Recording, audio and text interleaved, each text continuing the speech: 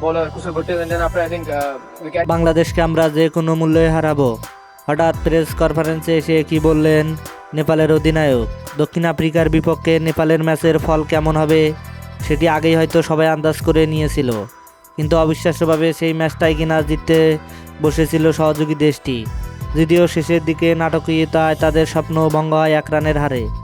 একেবারে তীরে গিয়ে জয়বঞ্চিত হওয়ার আক্ষেপ ঝরছে নেপাল অধিনায়ক রোহিত পৌডলের কণ্ঠে।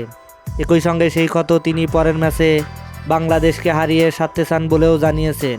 তিনি বলেছেন, আমরা পরের ম্যাচে বাংলাদেশকে যে কোনো মূল্য হলেও হারাবো। এই ম্যাচের পর নেপাল বিশ্বকাপ থেকে বিদায় নিশ্চিত করে ফেলেছে। এর আগ পর্যন্ত কাগজে কলমে তাদের আশা বেঁচে ছিল সুপার 8-এ খেলার।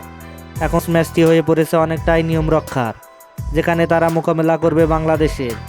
আজকের মতো খেলে ওই ম্যাচে জয়ের আত্মবিশ্বাস কাজে লাগানোর আশা রোহিতের।